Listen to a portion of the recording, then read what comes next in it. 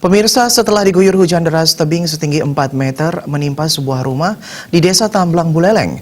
Untungnya tidak ada korban jiwa dalam kejadian ini.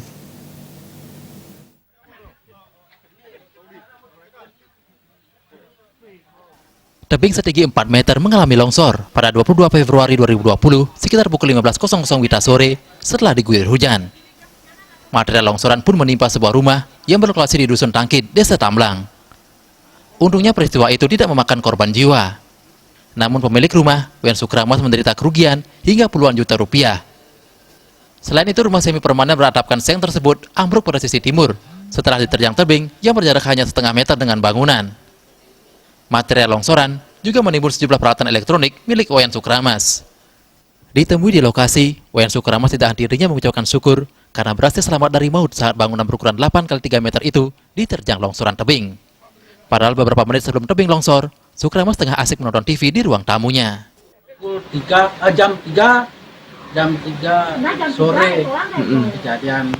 Kebetulan saya nonton TV, ada kode seng saya ada menturin, langsung saya lari. Tiba-tiba sampai di luar sudah roboh.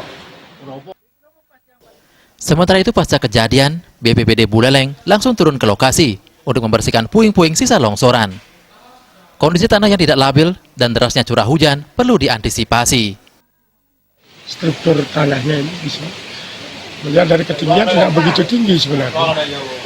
Tapi akibat yang sebab yang diakibatkan oleh longsoran sebenarnya cukup luar biasa menghancurkan tembok. Jadi kita berharap mungkin ke depan mungkin pada saat membuat senderan lebih diperhatikan lagi. Selain melakukan pembersihan, BPBD Buleleng juga memberikan bantuan kepada Wayan Sukramas sekeluarga seperti sembako dan alat MCK. Komang Yuda, Bali TV.